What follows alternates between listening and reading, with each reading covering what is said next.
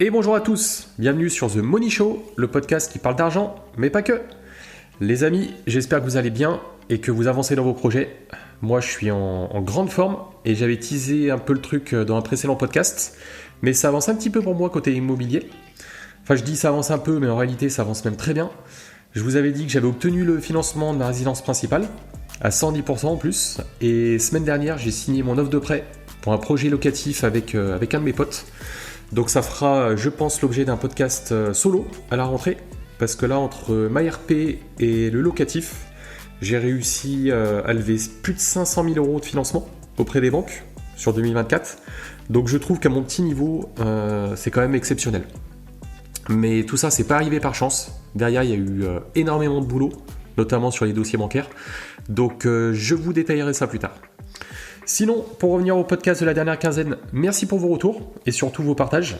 Vous avez bien aimé le parcours d'Anthony, qui démarre son activité de marchand de biens. Donc, n'hésitez pas. Si vous avez des questions, vous pouvez aller le solliciter sur Insta.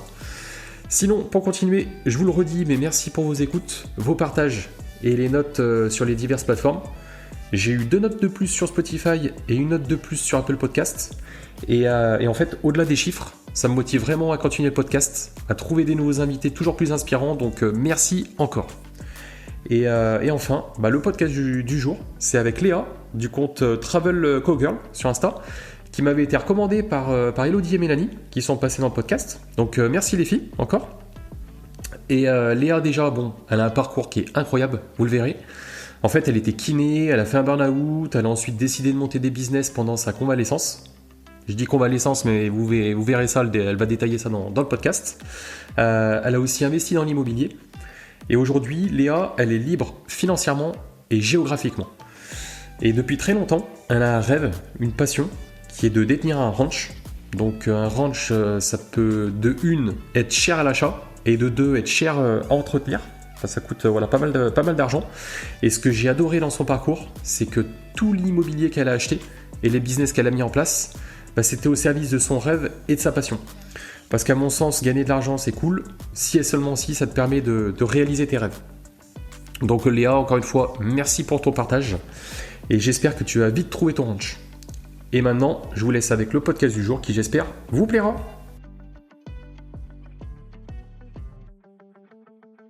Et bonjour à tous, aujourd'hui je reçois Léa dans le podcast, je suis très heureux de l'accueillir et je la remercie à nouveau d'avoir accepté l'invitation. Avec grand plaisir Romain, merci à toi. Alors avec Léa, on se connaît pas. C'est Mélanie et Elodie qui sont passées dans le podcast qui me l'ont recommandé. Donc j'ai très hâte de découvrir son parcours. Et on va commencer tout de suite. Léa, en gros, t'es dans un Uber. Il te reste 2 minutes de temps de trajet. Le chauffeur te demande ce que tu fais dans la vie. Tu lui dis quoi? Alors, en général, je mens parce que sinon, il me pose plein de questions. Donc, du coup, en général, je mens. Je dis je travaille sur Instagram, sinon j'ai trop de questions. Mais si je dois lui dire en 2 minutes, je lui dis écoute, voilà, je suis multi-entrepreneur. J'accompagne les gens à changer de vie, à trouver leur idée de business et à la créer en partant de zéro. Puis j'investis aussi pas mal dans l'immobilier et puis je suis digital nomade. Voilà. Et j'achète un ranch cette année aussi. Voilà. On aura pas mal de choses à dire alors. Voilà. Et écoute, j'ai 2 questions maintenant qui sont communes à chaque invité. Première question, j'aimerais que tu nous dises si tu as une ou des personnes qui t'ont inspiré dans ta vie et pourquoi. Il y en a un sacré paquet. La personne à qui je pense le plus, c'est Tony Robbins, que tu connais peut-être. J'ai fait ses séminaires aux États-Unis plusieurs fois et il m'a énormément aidé parce qu'en fait, j'ai toujours cherché des modèles et j'en ai jamais souvent trouvé, pour être honnête, en tout cas en France, sur tu vois, comment avoir un réel impact à grande échelle, mais en étant hyper bienveillant. J'avais l'impression que ça allait jamais avec, tu vois, que le fait de faire payer des gens, j'avais des gros blocages avec l'argent et tout ça. Bon, ça s'est passé, mais bon, j'en ai eu quand même pas mal. Et donc, c'était vraiment Tony Robbins parce que il y a ce côté impact multimillionnaire. D'ailleurs, je crois qu'il est même milliardaire maintenant. Et en même temps, une force bienveillante qui est incroyable, quoi. Et je trouve que d'avoir les deux, c'était incroyable. Donc je me suis formée beaucoup avec lui. Ouais. Donc ça, c'est vraiment pour la partie plutôt mindset, clairement. Voilà, tout ce que je fais, même dans mes formations, ça découle de ce que j'ai appris avec lui à 80%, quoi. C'est vraiment mon mentor pour ça. Même si ça a changé récemment parce que voilà, j'ai un peu pris mon envol de petit poussin, c'est bon, maintenant c'est parti. Mais voilà, au début en tout cas, ça m'a énormément apporté, énormément changé de choses. Ensuite sur la partie vraiment investissement, on va dire plutôt investissement immobilier puis productivité, c'est Christopher Van Gun que tu connais peut-être. Oui, aussi. Qui a vraiment été une révélation pour moi parce que je sais pas, on en parlera peut-être après, mais j'ai travaillé aux États-Unis et quand je suis rentrée des États-Unis, je cherchais vraiment une solution en France pour me lancer dans l'entrepreneuriat, etc. Ou en tout cas trouver des solutions pour gagner des thunes sans trop travailler, tu vois, clairement, et en étant libre. Et en fait, c'est vraiment sur ces vidéos que je suis tombée en premier il y a, ça doit faire 6 ans maintenant. Et il était, au début, il avait 20 personnes sur ses séminaires, c'était un tout petit truc et tout, et je suis vraiment tombée sur ses premières vidéos comme ça, et voilà, et il m'inspire encore énormément. Voilà. Ouais, et puis il est allé loin, hein. Je sais pas si tu avais fait son séminaire à Paris. Oui, bien sûr, j'y étais. C'était incroyable, franchement. Et puis là, j'étais là. Là, aujourd'hui, il est loin aussi. Il est loin. Ouais, j'étais là, c'est clair. Ok, bah écoute, 2 super personnes. Et puis Anthony Robbins, j'avais lu son premier bouquin, je crois que c'était Pouvoir illimité ou... Ouais. C'est ça, ouais. Il en a écrit plusieurs, mais Pouvoir illimité, il est costaud à lire, mais si tu appliques vraiment tout ce qu'il y a dans ce bouquin, ta vie, elle va changer, mais d'une manière exceptionnelle. Si tu l'as lu, tu dois le savoir déjà. Ouais, et puis je pense qu'aussi en séminaire, ça doit être fou de le voir. Enfin... C'est indescriptible. C'est vraiment indescriptible. Vraiment. Ok, bon, bah écoute, en tout cas, merci bien. Et puis deuxième question, j'aimerais savoir quelles sont les valeurs auxquelles tu tiens. Ça peut être des valeurs qu'on t'a transmises ou alors des valeurs que tu as appris tout le long de ton parcours. Ok. Et ben en fait, c'est les valeurs que je prône même au sein de mon académie, et d'ailleurs on sélectionne nos élèves comme ça sur ces valeurs-là. C'est pas très commun, mais on s'en fout, on fait ça comme ça. En fait, évidemment la liberté, parce que c'est je pense qui me représente le plus, et c'est ce que je prône à fond sur plus ou moins tous les plans, dans le sens où voilà, il y a la liberté financière, il y a la liberté géographique et il y a la liberté mentale aussi. Et depuis peu, j'ai pensé aussi à toute la liberté physique parce que j'ai eu un grave accident et que maintenant j'ai retrouvé tout le potentiel de mon corps, et donc il y a toute cette liberté-là. Bref, donc voilà, c'est vraiment ces valeurs-là. Ensuite, c'est la motivation, la détermination. Ça, c'est vraiment mon... Okay. Moi, j'appellerais ça ma zone de génie. Voilà, il y a plusieurs zones. On a les zones de médiocrité, les zones de compétence, les zones d'excellence et les zones de génie. Moi, c'est tout ce qui est en lien avec le mindset et la motivation. Donc, je dirais vraiment la valeur de la motivation et de la détermination à toute épreuve.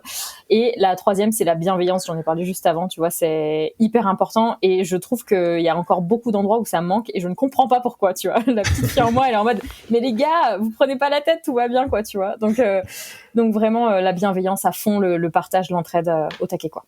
Ok, bon bah écoute, super valeur en tout cas. Et tu nous as décrit un petit peu ce que tu faisais actuellement.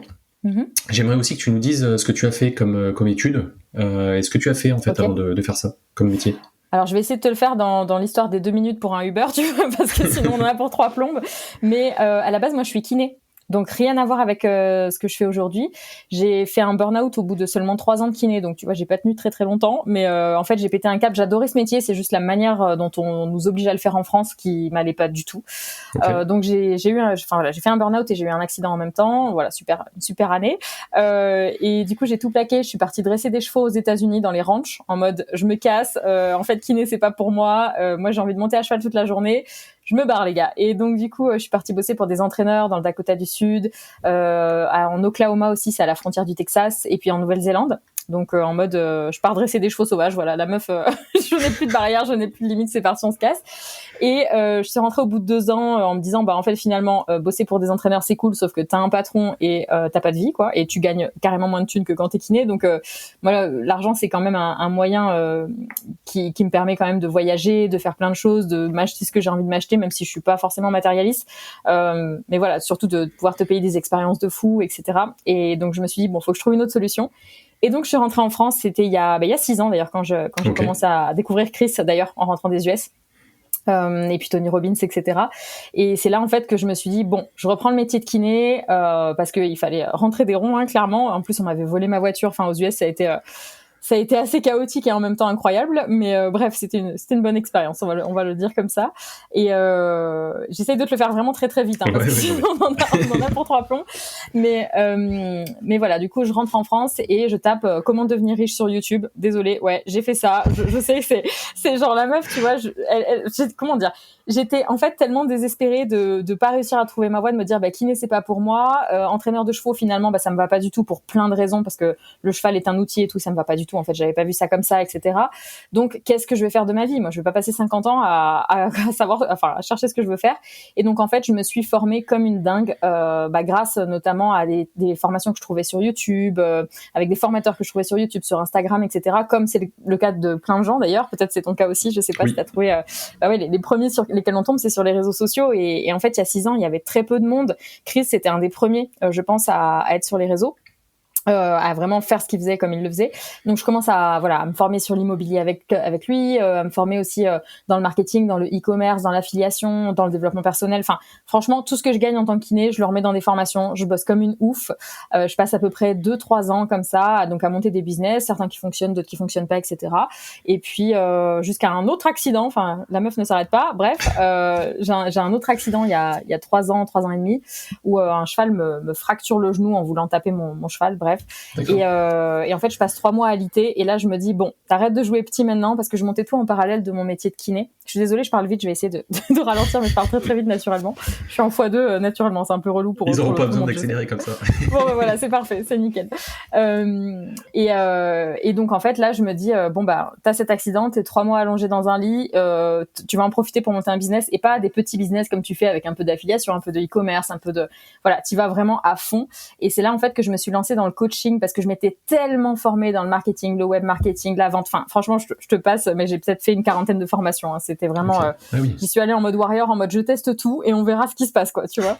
Et en fait, là, ça a complètement explosé. J'ai fait 10 000 € le premier mois. Je me suis dit, attends, il y a un problème. Là, c'est moi qui ai dû... Enfin, voilà, j'ai braqué une banque, quoi. Il y a un souci, quoi. Et en fait, non, pas du tout. Ça a été exponentiel après ça. Donc, j'ai arrêté mon métier de kiné à la fin de cette année-là. J'ai attendu d'abord que mon business se stabilise pour être bien sûr que j'allais bien faire 10 000 balles par mois, tu vois, pendant toute l'année. C'est ce qui s'est passé, même si ça continue à augmenter.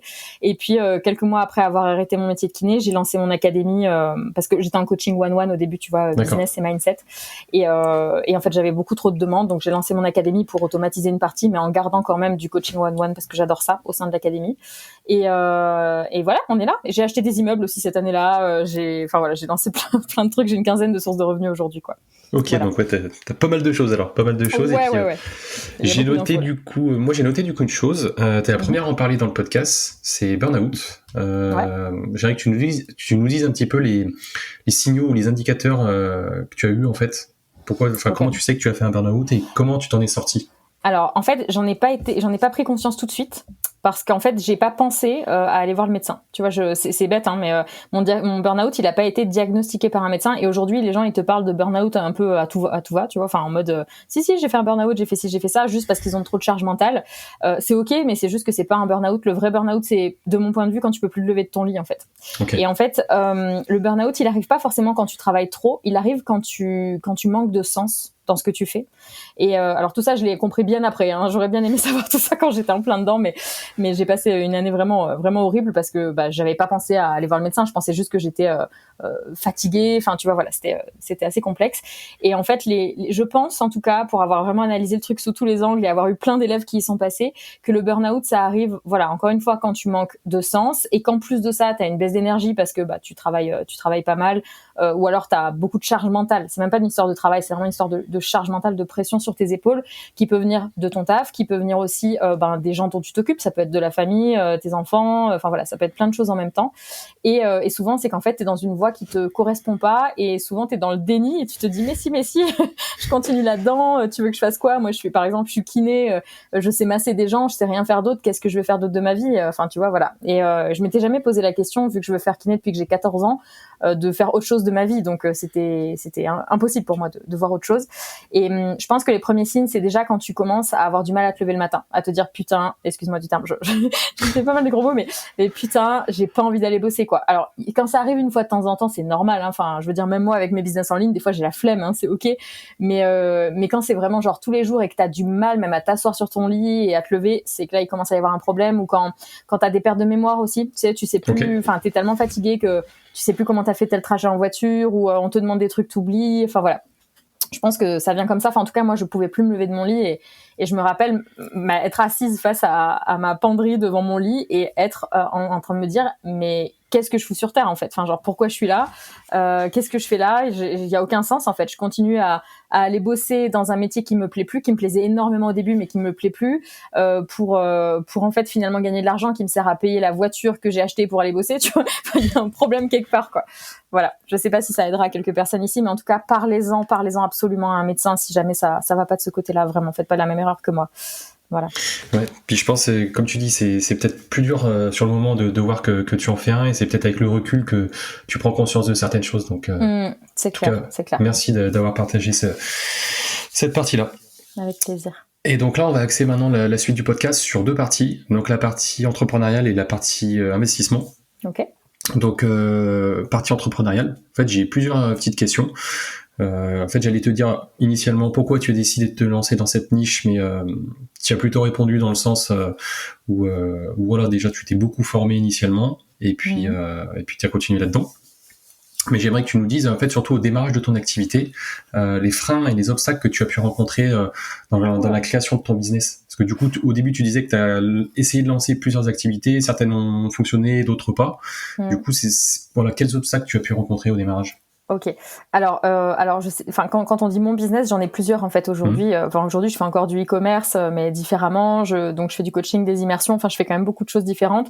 Mais on va dire, à partir du moment où j'ai décidé de me lancer dans le business en ligne de manière générale, les obstacles que j'ai eu, le premier, et c'est ce qu'on a, je pense tous, c'est le syndrome de l'objet brillant, où t'as envie de tout faire en même temps, et en fait, t'avances nulle part, tu vois. Et tu pars dans tous les sens. Et en plus, moi, j'ai énormément d'énergie, donc j'ai toujours besoin de m'occuper, tu vois. Il faut que je sois en train de faire quelque chose, que ce soit pour le pro ou pour le perso, mais il faut que je sois en train de faire quelque chose.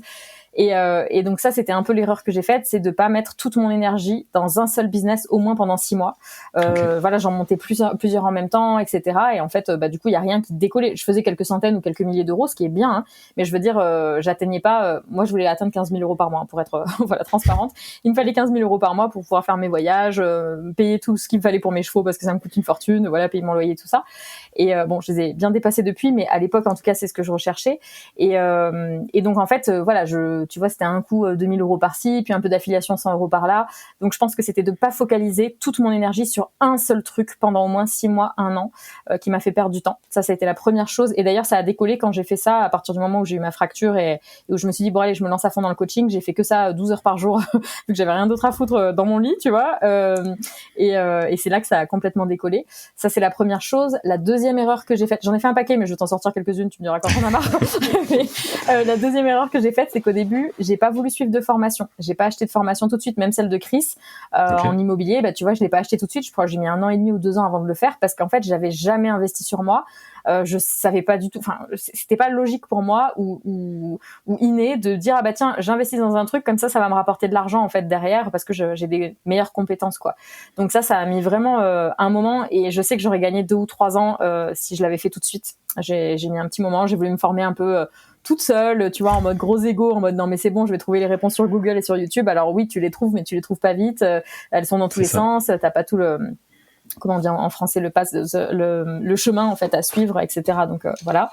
La troisième chose, c'est que j'avais pas forcément un entourage qui était très bienveillant, et je m'en suis rendu compte à mes dépens. Et ça, malheureusement, c'est pas que je pouvais rien y faire, mais c'est que je m'en étais juste pas rendu compte, et que j'avais pas d'entrepreneur, pas d'investisseur autour de moi, absolument personne. Et donc du coup, ça a été assez hard parce que dès que j'avais une question, j'étais toute seule en fait. J'étais vraiment toute seule, et c'était pas facile. Donc après, j'ai commencé à rentrer dans des réseaux à droite à gauche, puis j'ai carrément créé le mien, tu vois, même sur l'académie aujourd'hui, etc. Parce que je sais que c'est vraiment hyper important d'avoir une personne à qui tu peux poser ta question, tu vois, ton truc sur Stripe qui déconne, tu vois, tous ces trucs là. Enfin, d'avoir quelqu'un à qui tu peux en parler, c'est incroyable, quoi. Bon, après, je peux t'en parler pendant des plombes, mais il y a beaucoup d'erreurs, et j'en fais encore aujourd'hui, et c'est ok en fait. Ça fait partie du game. C'est comme ça que t'apprends. C'est ça, exactement. Ça fait partie du processus, et c'est comme ça qu'on évolue. Et puis, tu as dit plusieurs choses intéressantes. Voilà, t'es beaucoup formé. Là, tu as un petit exemple, une ou des dernières formations que tu as pu faire pour ton business? Les dernières que j'ai faites, écoute, pour le coup, là, je me suis formée, en plus de mes business, je viens de terminer une formation agricole, rien à voir, mais c'est parce que j'achète un ranch, et du coup, je viens de faire 9 mois en parallèle à bosser à peu près 20-25 heures par semaine sur une formation agricole en ligne. Donc, rien à voir. Mais on va dire sur la partie vraiment pure business, ça fait un moment que j'en ai pas fait, parce que pour être honnête, je pense que c'est important de se former sur ces trucs-là à ton démarrage. On va dire les 2-3 premières années, c'est hyper important. Après, tu as les compétences, tu sais comment trouver les solutions et c'est plutôt des réseaux qu'il faut rejoindre, de mon point de vue. Hein. À partir du moment où tu commences à faire 10-20 000 balles par mois, c'est plutôt des réseaux d'entrepreneurs, des masterminds qui vont plutôt t'aider à switcher un petit peu en termes de croyances limitantes, en termes de mindset, c'est plutôt ça. Donc moi, je suis plutôt dans des réseaux d'entrepreneurs. Alors j'en ai qui sont complètement privés, c'est avec des potes où on se fait plusieurs fois par an, on se fait une semaine ensemble, tu vois, on bosse, etc. Le dernier dans lequel j'étais, là j'ai fait une pause parce que clairement je pouvais pas tout faire en termes d'agenda, c'était le Mastermind 67 que tu connais peut-être, de Square, de Romain Collignon. Le Mastermind 67, c'est un réseau d'entrepreneurs mais qui sont déjà avancés, qui font au moins 100 000 euros par an, entre 100 000 et 1 million, donc c'est pour ça le 67, de 6 à 7 chiffres. Voilà, ça c'était le dernier, j'y étais jusqu'à l'année dernière, il y a 1 an à peu près. Puis voilà, là ça rentrait plus dans l'agenda, donc du coup j'ai fait une petite pause, mais je vais y revenir en tout cas.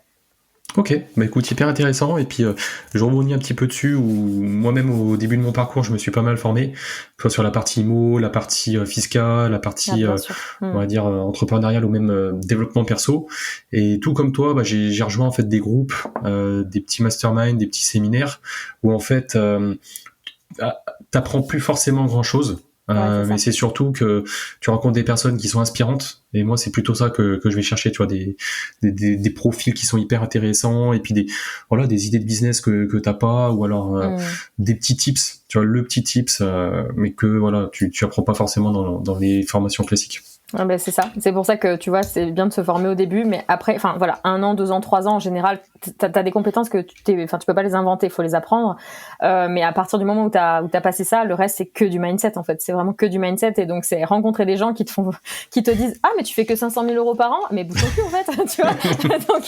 donc voilà, le but évidemment n'est pas forcément de faire les millions, je suis pas forcément là-dedans, moi je m'en fous un petit peu, tant que j'ai mes chevaux, mon ranch, le reste je m'en tape. Mais voilà, c'est vrai que ça fait du bien de rencontrer des gens qui n'ont pas de limites en fait, qui n'ont pas les mêmes limites que ce que peut avoir ton entourage actuel, ce qui est pas grave, hein, c'est pas pour ça que tu dois arrêter de leur parler, mais à tes frères, tes sœurs, tes potes, etc. Mais simplement, voilà, il y a différents domaines, et il y a le domaine privé, le domaine pro, etc. Dans le domaine pro, faut s'entourer de gens qui t'inspirent, quoi, et qui ont déjà des résultats dans ce que tu veux. Exactement. Et tu disais qu'au démarrage de ton activité, tu as commencé par du coaching individuel, et en fait, t'as été un peu submergé, c'est ça? Ouais. Ok. Ouais, en fait, si tu veux, j'avais un compte Instagram que j'avais commencé un peu quand j'étais aux États-Unis, donc où je postais des trucs de chevaux, enfin tu vois, un peu rien à voir, mais en fait, je commençais déjà à poster complètement inconsciemment du mindset, de la motivation, parce que ça fait partie, j'ai ça dans le sang, tu vois, donc c'était des phrases comme ça, etc. Et en fait, le jour où j'ai sorti l'accompagnement, je me suis rendu compte que ma communauté attendait ça depuis longtemps. Pourtant, j'avais peut-être 1500 personnes au moment où j'ai sorti ça, c'était pas du tout. Puis la plupart c'était mes amis ou des Américains dans le milieu des cow-boys, enfin tu vois, c'était pas forcément voilà la cible que je peux avoir avec mon académie ou mes coachings, mais ça a vraiment pris tout de suite, parce que je pense que comme on a chacun notre zone de génie, et moi ma zone de génie c'était ça, la motivation, le mindset, et à partir du moment où j'ai proposé d'aider les gens là-dessus, effectivement ça a vraiment décollé, et tu vois, j'avais fait kiné parce que j'aime aider aussi. C'est important, et je me dis c'est trop bien, t'aides les gens et en plus t'es payé, c'est incroyable. Tu vois, je dis c'est trop génial. Et bon, après kiné ça matchait pas avec ce que je voulais finalement, mais en tout cas le coaching, pour le coup je suis complètement alignée avec ça, quoi. Ok. Et du coup, ton accompagnement, là, à l'heure actuelle, il se fait sous quelle forme? C'est quoi? C'est des vidéos? C'est des masterminds? Qu'est-ce que tu fais exactement, concrètement? Alors, actuellement, là, j'ai une académie, en fait, qui est en ligne, 100% en ligne, dans laquelle tu as à la fois de la partie vidéo avec des exercices, tu as du coaching en one-one avec moi, du coaching de groupe aussi tous les mois, il y a toute la communauté privée, on a même une carte de France et du monde, enfin, j'ai plus de 500 élèves aujourd'hui avec les gens qui peuvent se rencontrer, etc. Donc voilà, ça, c'est vraiment mon programme principal. En plus de ça, et j'en fais jamais la pub parce que je me fais submerger sinon, c'est je fais du one-one hors de l'académie pour des gens qui sont déjà très avancés, tu vois, des profils comme des influenceurs, etc., qui ont déjà des grosses communautés ou qui ont déjà des outils mais qui arrivent pas forcément à dépasser les 10 000 balles par mois, tu vois, qui ont un petit peu de mal là-dessus. Donc là, je le fais en one-one, mais c'est vraiment au compte-gouttes qu'avec des gens que je kiffe. Donc c'est vraiment petit à petit. Mais voilà, je fais tout en ligne. Après, je fais aussi des immersions en présentiel uniquement pour les élèves de l'académie. On fait ça 2 fois par an. Je fais aussi un autre type d'immersion qui n'a rien à voir, où on monte à cheval et on fait du développement personnel que pour des meufs dans un ranch. Enfin, j'invente des trucs qui me font kiffer, et voilà un peu ce que je fais aujourd'hui, mais principalement c'est au sein de l'académie en tout cas. Eh ben écoute, trop cool. Et du coup, je suis stagiaire. Je viens passer une semaine avec toi. C'est quoi une semaine type? Alors, c'est trop drôle que tu dis ça. C'est trop drôle que tu dis ça parce que ce matin, j'ai commencé à poster des stories en disant bon, je vais essayer de vous poster une journée type, mais en fait, il n'y a pas de journée type. Tu vois, sur Insta, j'ai commencé à faire ça. En fait, je n'aime pas ça. Déjà, j'ai vraiment du mal avec la routine, comme la plupart des entrepreneurs, je crois. En tout cas, mes potes digital nomades, on n'aime pas ça. Mais là, tu vois, une journée type, enfin une semaine type en tout cas. Allez, on va dire quand il y a mon mec, parce que mon chéri a une ONG au Cameroun, donc quand il est au Cameroun, je bosse beaucoup plus que quand il est là. Mais on va dire quand il est là, en général, bon déjà vendredi, samedi, dimanche, lundi, en général, je bosse pas. D'ailleurs là, c'est exceptionnel qu'on fasse ça un lundi, c'est que je crois que tu pouvais pas à un autre moment, mais c'est très très rare. Voilà, je vais bosser vraiment 3 jours intenses et 4 jours où je fous rien. Voilà, moi j'aime bien faire comme ça, plutôt que de faire un petit peu tous les jours. Et puis voilà, c'est moins mon truc. Je préfère vraiment y aller en mode bourrine, comme je dis, où tu vois, je fais mardi, mercredi et jeudi en mode je ne fais que ça, je ne fais que bosser et le reste du temps après je suis tranquille. Après ça dépend vraiment des périodes. Je vais avoir des périodes de lancement de l'académie où on fait les sélections, où là je vais avoir 150 appels et donc avec mon équipe on est au taquet, etc. Parce que j'ai une équipe aussi qui bosse avec moi. Où là franchement je vais passer 2 semaines au taquet. Et encore, maintenant, c'est beaucoup plus light qu'avant, parce qu'avant, je faisais de 7h le matin à 23h, tu vois, sur ces 2 semaines. Maintenant, ça s'est vraiment calmé. Je vais bosser, 6 à 8 heures grand max par jour sur ces périodes-là qui ont lieu 3-4 fois par an. Sinon, hors lancement, on va dire qu'on est dans une genre de routine et que je ne suis pas en train de voyager à l'autre bout du monde et que j'ai du temps et que j'ai pas de compétition avec mes chevaux et compagnie. On va dire que ce que je fais, c'est que le mardi, en général, je vais faire soit des coachings one-one au sein de l'académie, soit tout ce qui est création de contenu. Donc je vais créer du contenu pour YouTube, je vais créer du contenu pour Instagram, etc. ou du contenu à l'écrit, etc.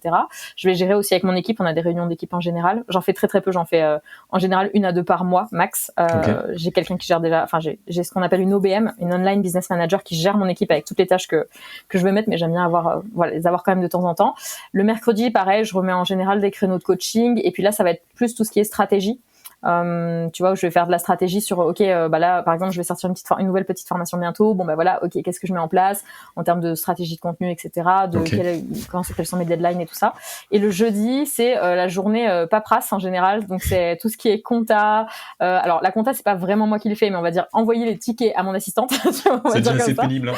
C'est déjà assez chiant comme ça, mais ça va être de la compta. Je vais regarder tous mes mails d'un coup, donc je vais répondre à tous mes mails sur toutes mes boîtes mail, parce que comme je fais j'ai l'IMO, j'ai mon équipe aussi, j'ai donc le e-commerce, donc voilà, ça va être vraiment la journée paperasse quoi, le jeudi.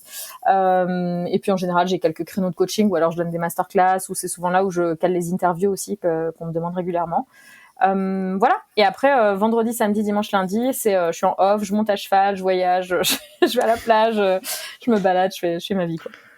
Eh ben, écoute, super cool. Et tu parles de tes équipes, du coup, vous êtes combien, et c'est quoi, c'est des freelances qui bossent avec toi, des salariés? Alors, j'ai 0 salarié, c'est volontaire. Je veux pas de salariés parce que je veux pouvoir claquer des doigts et arrêter tout ce que je suis en train de faire du jour au lendemain. Si j'ai envie d'aller dans une cabane au fin fond du Canada avec mes chevaux, tu vois. Voilà, je veux vraiment me sentir libre de ça. Ils sont complètement au courant, ils ont tous d'autres activités à côté, y a pas de souci. Moi, je veux vraiment que tout le monde ait plusieurs autres clients que moi. Je veux pas que tout repose sur mes épaules, parce que je veux aucune charge, en fait. Je veux aucune charge mentale, et pourtant, tu vois, c'est que des gens qui bossent avec moi depuis le début, au fur et à mesure, mais il y a personne qui est parti, quoi. C'est toujours, c'est vraiment une super équipe où depuis 3 ans, ça marche bien.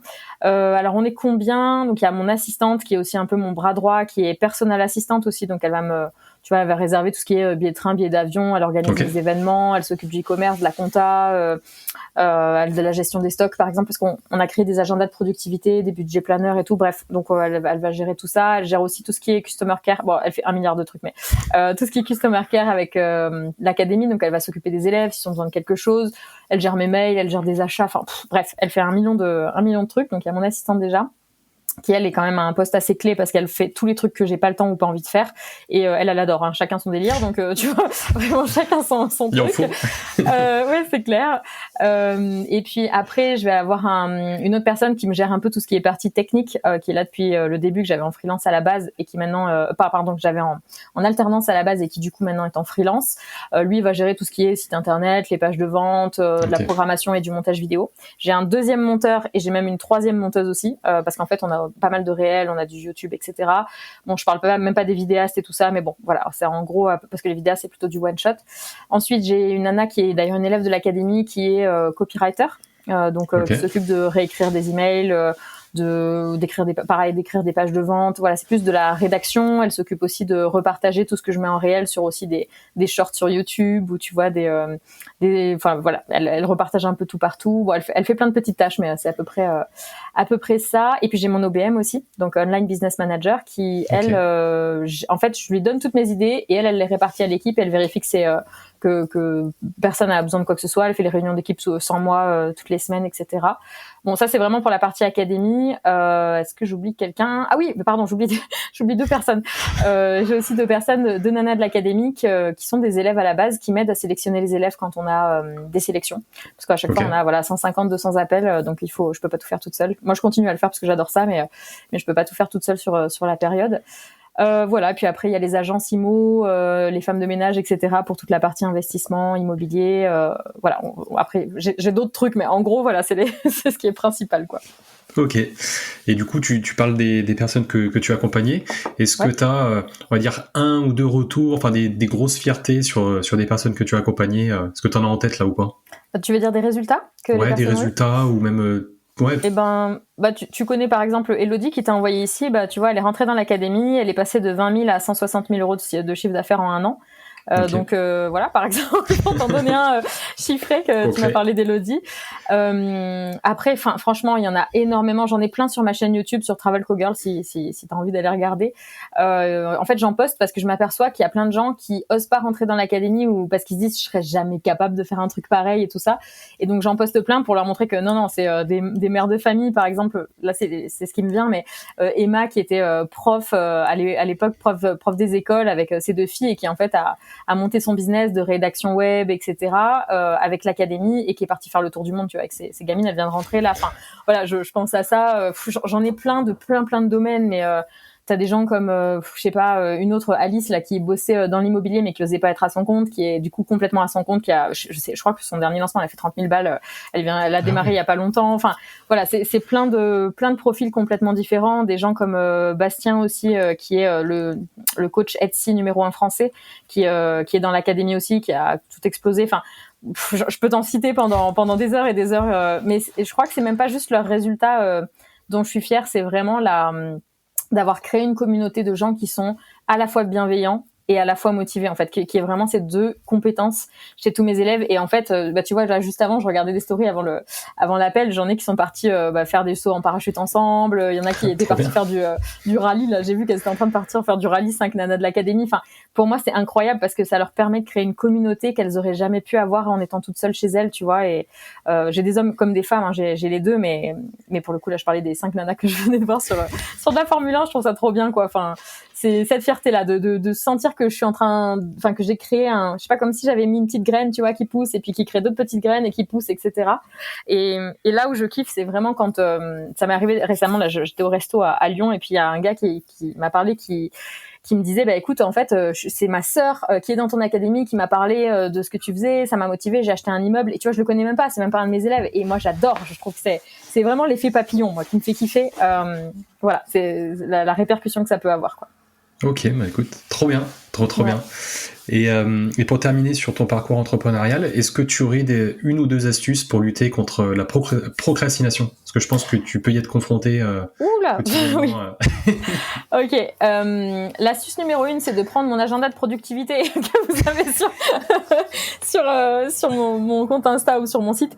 Non, en fait, j'ai carrément créé un agenda de productivité parce que j'étais quelqu'un qui procrastinait beaucoup parce que je partais dans tous les sens, en fait. Donc tu vois, je me formais, mais je passais pas à l'action. Ça s'appelle la procrastination active. C'est que t'as l'impression de faire un truc, en fait, tu fais rien, tu vois. Donc t'avances pas concrètement. Donc j'ai carrément créé quelque chose et je vous invite déjà, si vous avez pas ça, d'avoir un agenda, que ce soit un agenda sur Google Agenda, on s'en fout, un agenda digital ou un agenda papier, mais il vous faut un agenda, c'est la base. En fait, en avançant juste avec des to-do list, t'avances nulle part, quoi. Ça, c'est vraiment la base absolue, c'est un agenda, vraiment, où c'est écrit, où tu peux sortir tout ce que t'as dans la tête et le mettre sous forme de plan d'action déjà sur ton agenda. Ça, c'est la première chose. La deuxième chose, c'est les réseaux sociaux, hein, faut arrêter, quoi. c'est que on a beau, enfin, on scrolle, mais ça nous prend une énergie et un temps qui est monumental. Et c'est, en fait, je sais à quel point c'est dur parce que je l'ai vécu aussi et je le vis encore parfois. C'est en fait le matin de réussir à se lever et de bosser sur ses business sans avoir ouvert ni Instagram, ni TikTok, ni Facebook, ni YouTube, tu vois, de vraiment te dire, ok, je veux avancer, j'ai mon taf encore à côté, c'est peut-être le cas de la plupart des gens qui nous écoutent aujourd'hui, voilà, qui ont encore un taf et qui arrivent pas trop à monter leur truc, c'est de se dire ok, bah je me forme. Tous les matins, je passe par exemple 1 heure à me former avant même de regarder mon téléphone. Parce qu'en fait, pour moi, c'est un truc qui te bouffe ton énergie, qui te bouffe ton temps vis-à-vis des réseaux sociaux. Moi, quand je bosse, bah là, tu vois, là, tu me vois pas parce qu'il y a pas la caméra, mais mon téléphone, par exemple, il est face contre mon bureau. En fait, je ne vois pas ce qu'il y a sur mon téléphone et je vais jamais le regarder. Bon, là, évidemment, on est en plein podcast, mais je vais pas le regarder quand je suis en train de bosser, tu vois. C'est-à-dire que il est jamais en sonnerie, mon téléphone. Jamais, jamais de la vie. Il est toujours en silencieux et je mets que les notifications de WhatsApp parce que sur WhatsApp, j'ai ma famille et tout ça, mais je mets absolument aucune autre notif. Il n'y a pas de notif pour Instagram, pour TikTok, pour les mails, pour quoi que ce soit. J'ai 0 notif. Ça, c'est aussi un truc qui est important parce que ça peut vraiment prendre le pas sur plusieurs heures par jour, quoi. Et puis, le troisième conseil, c'est de se sortir les doigts, hein, voilà. Voilà. Non, mais c'est, voilà. Bref, je pourrais en sortir beaucoup, mais en fait, quand tu procrastines, soit c'est parce que t'as peur, soit c'est parce que t'as pas de clarté sur ce qui se passe. Donc la clarté, tu peux en avoir en ayant un agenda, en mettant un plan d'action en place parce que tu t'es formé justement. Enfin ça c'est vraiment le truc important. Et la peur, bah c'est pareil, il faut te former, il faut prendre un coach mindset, faut regarder des vidéos de motivation parce que c'est ça aussi qui te freine sur avancer. Parce que les gens, ils ont pas juste peur de l'échec, ils ont peur de réussir aussi. Ils ont peur de réussir et c'est inconscient souvent. Ok, bah écoute, c'est cool, tu vois. Et puis en partageant ça, tu vois, je me rends compte que du coup, moi, je procrastine aussi, comme tout le monde, hein. Mais tes petites astuces, tu vois, j'ai pas ton planner à toi, mais j'ai mon petit agenda caisse d'épargne, tu vois, que tu as chaque année, dans lequel voilà, je programme un petit peu mes journées et puis où je note un petit peu tout ce que je fais, mes gratitudes, etc. Et puis pareil, tu vois, sur le téléphone, je me rends compte que, enfin, ça, je l'ai fait il y a quelques années déjà, j'ai coupé toutes les notifs d'actualité. Enfin, j'ai pas d'application d'actualité, j'ai pas de télé, enfin, pas de prise antenne entre guillemets, j'ai pas de notif sur tous les réseaux sociaux, etc. Donc, je suis sur le bon chemin, tu vois, je me rends compte, ça fait plaisir. Ouais, mais tu vois, même un petit agenda, comme tu dis, caisse d'épargne, je crois que tu m'as dit. C'est ça. Même un petit agenda comme ça, c'est trop bien parce qu'en fait, c'est juste de au moins pouvoir planifier tes journées et surtout très important, bah, d'avoir un espace pour les gratitudes. Donc moi j'ai ça sur l'agenda aussi. Donc des réussites, tu vois, du jour, etc. Ce que t'as fait aussi en termes de bien-être ou de sport ou de santé, tu vois, tous les jours. Ce que t'as fait comme progrès aussi en termes d'objectifs long terme. Parce que souvent on a tendance à se focaliser sur toutes des mini trucs à faire qui en fait n'ont pas un réel impact et c'est important en fait dans un agenda de se dire ok, alors je vais parler de la loi de Pareto pour ceux qui la connaissent pas, mais quels sont les 20% d'actions que je peux faire qui vont me donner 80% des résultats et ensuite du coup d'essayer de virer, et ça c'est le plus dur, les autres 80% d'actions que tu avais décidé de faire et qui ne servent à rien. Tu vois, refaire ton logo pour la 40e fois ou tes cartes de visite, on s'en fout, quoi.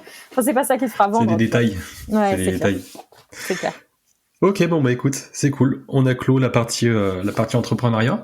Maintenant, j'aimerais qu'on avance sur la partie investissement, IMO. Okay. Donc tu disais que tu as commencé quasi au même moment où tu t'es lancé dans tes business, c'est ça ? Tu as commencé quand exactement ? Alors j'étais déjà lancée dans le business, mais c'est à partir du moment où j'ai eu ma fracture au genou et où j'ai lancé mon business de coaching que j'ai acheté mon premier immeuble. Et d'ailleurs je suis allée démarcher la banque en béquille pour aller chercher mon prêt parce que j'étais passée par une courtière qui a fait n'importe quoi, comme malheureusement beaucoup de courtiers, hein. C'est pas le cas de tout le monde, hein, mais malheureusement quand même une grande majorité, si j'ai bien compris.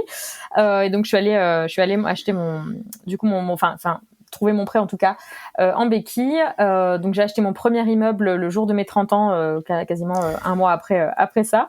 Et puis c'est en février 2021.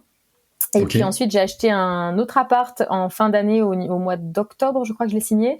J'avais pas du tout prévu de l'acheter, mais je cherchais un deuxième immeuble et en fait, j'ai eu une super opportunité. Et ça arrive souvent dans la vie d'investisseur où on te parle de ce petit studio qui, franchement, vaut rien, qui est pas encore sur le marché et tout. Ben voilà, c'est ce que j'ai fait. Et ensuite, j'ai acheté encore un autre immeuble, cette fois-ci avec mon compagnon, quelques mois après. C'est l'immeuble que je cherchais à la base d'ailleurs quand j'ai acheté ce T2, ce petit T2 là. Donc voilà, donc aujourd'hui, j'ai 2 immeubles plus cet appart. Okay. Donc en tout, ça fait 13 lots parce que j'ai aussi un local commercial dedans. J'ai des garages et des caves que je loue à l'extérieur, mais t'as une dizaine d'apparts, quoi. Ok.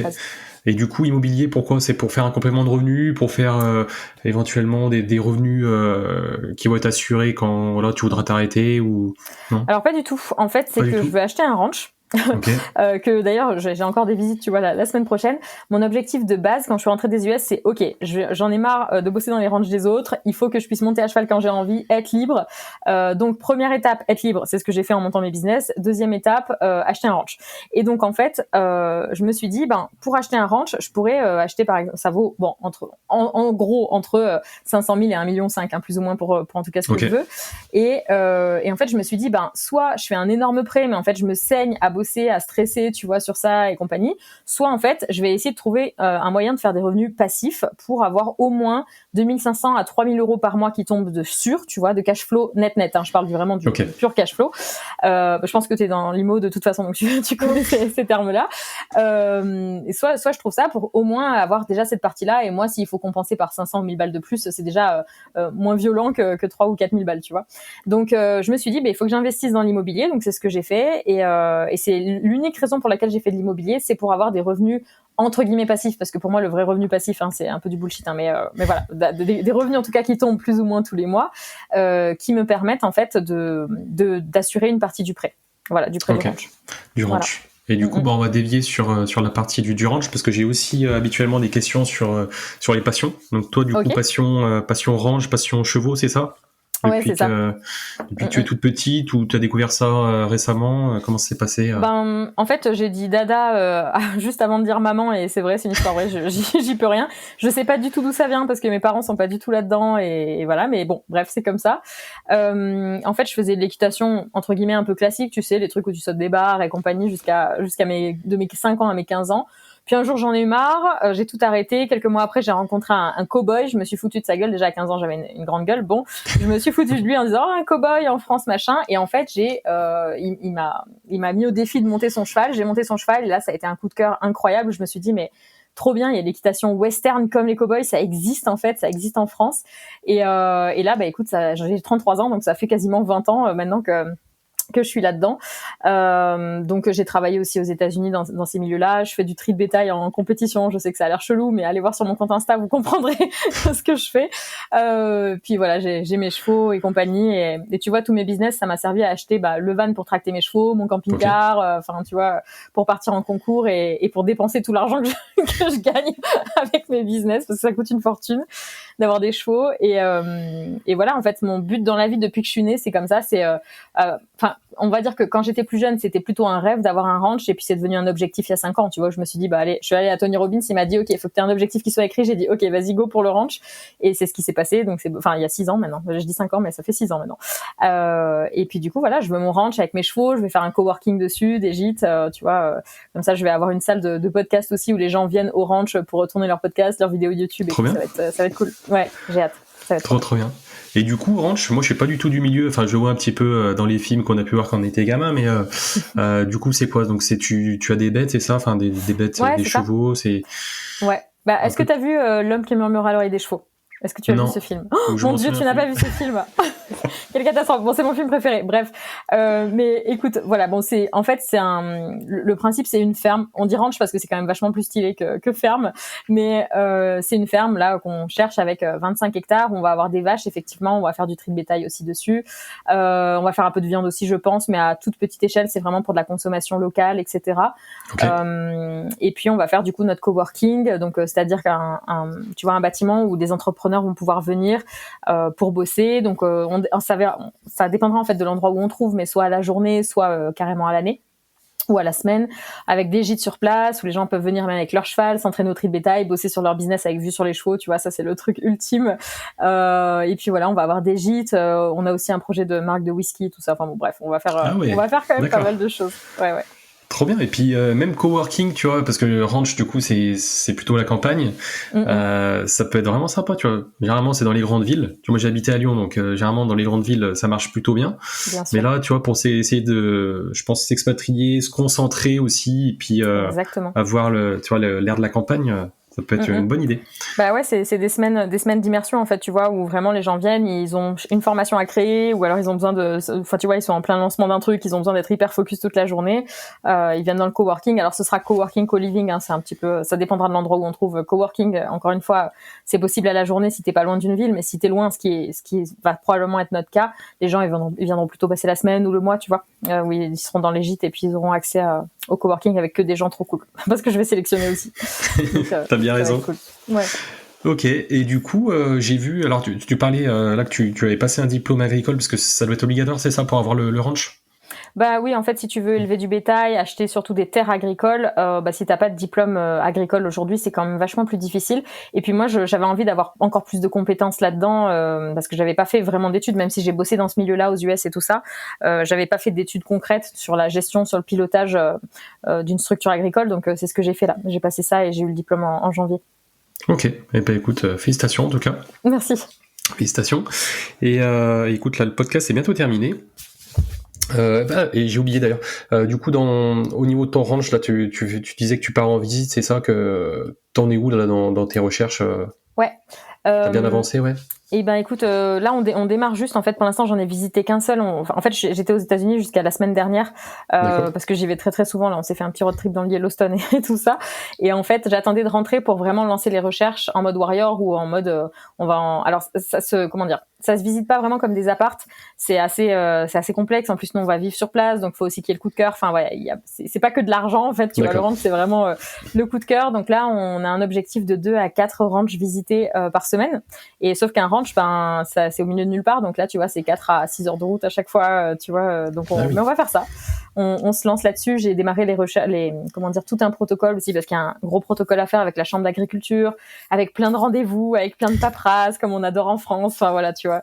Donc du coup, ouais, je suis en plein dedans. Là, j'ai plus que les visites à faire et c'est parti, quoi. Donc let's go. Eh ben, c'est cool. En tout cas, je suivrai ça avec impatience alors. Avec grand plaisir. Et puis bah écoute, pour terminer, encore 2-3 petites questions. Là tout de suite, tu investis en IMO. Tu disais aussi que au départ, tu avais investi sur toi, voilà, sur des formations. Est-ce que tu as d'autres supports d'investissement? Je pense notamment à la bourse, crypto ou autre. Ouais, j'ai fait un peu crypto, bourse, même dans des chevaux. Enfin, tu vois, j'ai fait un petit peu tout ça, mais ça m'intéresse pas en fait, ça m'amuse pas du tout. Et moi, j'aime les revenus passifs quand c'est palpable, en fait, tu vois. Okay. Quand c'est, palpable entre guillemets, comme de la pierre, tu vois, dans l'IMO. L'IMO, j'y crois à 10 000% parce que je gagne de l'argent avec ça aujourd'hui. Et puis tous les gens fortunés sur terre ont de l'immobilier, tu vois, alors qu'ils ont pas forcément tous de la crypto, contrairement à ce qu'on pourrait croire. Mais depuis la nuit des temps, un des piliers vraiment pour moi de la richesse, même si encore une fois c'est pas la richesse qui m'intéresse, c'est vraiment la stabilité là-dessus, la stabilité financière là-dessus, c'est l'IMO, quoi. Donc pour moi c'est vraiment le numéro 1. Après oui, j'avais un peu de crypto mais j'ai tout viré, en fait ça m'intéresse pas, ça me bouffe de l'énergie, tu vois, j'aime pas ça. Donc j'ai arrêté de faire ça. J'ai un petit peu de bourse aussi, mais c'est pareil. J'ai lu énormément sur le sujet, je me suis formée, mais ça m'amuse pas du tout. Et moi, j'ai besoin que ça me fasse kiffer pour mettre de l'argent quelque part. Donc voilà. Ok. Ouais, et puis après, si tu es investisseuse immobilier aussi, tu sais qu'on va te demander des apports, là, si éventuellement tu sais que tu as le ranch à financer d'ici peu, voilà, si c'est investi sur de la bourse et que tu veux retirer quand t'es quand c'est bas, ou pareil pour la bourse ou le crypto, c'est vrai que c'est un peu compliqué. Donc c'est clair, ouais. Ça fait partie aussi des raisons, ouais. Je préfère garder tout le capital avec moi pour investir, parce que là il y aura forcément un apport sur des ranchs de cette ampleur là, forcément il y aura des sous à mettre. Donc ouais, j'ai pas du tout envie de m'amuser à les mettre en crypto et à faire tout partir en fumée, même si tu peux gagner plein d'argent, mais je suis pas trop dans le délire de, tu sais, l'argent facile et rapide, c'est pas ma façon de fonctionner, parce que j'ai vu des gens malheureusement en pleine faillite et tout ça, parce que ils avaient l'habitude de jouer gros, et moi je préfère jouer un petit peu moins gros mais serein, tu vois, sur le long terme, quoi. Ok, bah écoute, t'as bien raison. Et puis 2 dernières questions. J'aimerais, alors je crois que tu as dit que tu fais du sport, non? Ouais, écoute, j'ai un coach de sport depuis 1 an et je suis très fière de le dire. Ah, très bien. ouais. Eh bien écoute, est-ce que tu veux détailler un petit peu plus? Souvent, je trouve que moi, le fait de faire du sport et d'être un petit peu dans le dev perso, le mindset, je trouve que c'est lié. Toi, est-ce que tu peux donner ton rapport à ça? Oula, alors je serais pas le meilleur exemple parce que, en fait, comme j'ai monté mes business juste après m'être fracturé le genou, j'ai même pas marché normalement pendant 1 an après, tu vois, donc ça a été vraiment très compliqué. Et en fait, j'ai mis clairement ma santé de côté. C'est pas bien du tout ce que je suis en train de dire, mais c'est vraiment ce que j'ai fait parce que je me suis dit, là, c'est bon, je reprends le métier de kiné, machin, mais et je boitais, hein, c'est pas grave, j'allais bosser quand même. Fallait faire rentrer des thunes, mais en fait j'ai vraiment négligé ma santé au profil vraiment clairement de me former à fond. Tu vois, je me levais à 6h le matin, je me couchais à 23h tous les jours, même le week-end, pour vraiment bosser sur mes business en parallèle de mon métier de kiné, en parallèle de mes investissements et tout ça. Et du coup, je vais pas être la meilleure personne pour donner un exemple là-dessus parce que je ne l'ai pas fait. Tu vois, je ne l'ai pas fait. J'ai vraiment mis all-in, comme on dit, sur le business. J'ai négligé ma vie sociale, ma santé, tout. Mais ça a marché, ça a payé. Et là, aujourd'hui, je prends énormément soin de ma santé. Bah, tu vois, j'ai très régulièrement, moi, je vois très régulièrement tout ce qui est thérapeute. Tu vois, que ce soit aussi bien que kinésiologue, énergéticien. Okay. Alors, je me fais masser toutes les semaines aussi. Ça, c'est un truc que je fais absolument toutes les semaines. Ça fait 4 ans maintenant et franchement, ça m'a changé la vie. Ça m'a vraiment changé la vie. Donc, je vous invite, même si c'est pas toutes les semaines, mais une fois par mois, de se faire un petit massage à 60€, bah franchement, ça fait énormément de bien en termes de productivité. Pour moi, c'est un investissement hein, de faire ce genre de choses. Donc après, tout ce qui est, je sais pas moi, psy, hypnothérapeute, etc. Enfin, c'est vraiment important quand tu te lances dans l'entrepreneuriat. Tu vas passer à travers des zones d'ombre qui sont tellement violentes, qui sont tellement hard, que si tu veux passer les paliers, il va falloir aussi que tu prennes soin de ta santé mentale, de tous les blocages qu'il peut y avoir. Et c'est pas que des blocages où un coach business va te dire bah voilà, t'as ce blocage, vas-y, pète-le, ça y est, c'est parti. Bah non, en fait, t'as plein d'ancrages, de choses qui sont profondes, spirituelles parfois aussi, à gérer. Donc il y a tous ces trucs là à bosser. En termes de sport, c'est cool aussi. Encore une fois, moi je l'ai pas fait au début, mais là ça fait 1 an que j'ai un coach de sport. Tu vois, je fais 2 à 3 séances par semaine. Je vais courir 2 à 3 fois par semaine. Je fais très régulièrement du yoga. Là, mon dernier délire, c'est le yoga somatique. Pour ceux qui connaissent un petit peu, ça relâche énormément la pression avant de dormir, c'est incroyable. Et puis je monte à cheval 2-3 fois par semaine aussi, donc je bouge quand même beaucoup. Ok, bon bah écoute, merci en tout cas. Et puis dernière question que je pose à chaque invité. Bon, tu y as répondu en partie tout au long de l'interview, mais pour toi, réussir sa vie, c'est quoi à l'instant T? Réussir sa vie, là, aujourd'hui, comme je le pense, c'est vraiment de kiffer ses journées, en fait. Tu vois. Okay. Et quand les gens me disaient ça à l'époque, je disais en mode bah non, c'est pas ça réussir, hein, c'est gagner plein d'argent, tu vois. Et en fait non, en fait c'est quand tu te lèves et que t'es content de passer une bonne journée, pour moi t'as réussi quoi.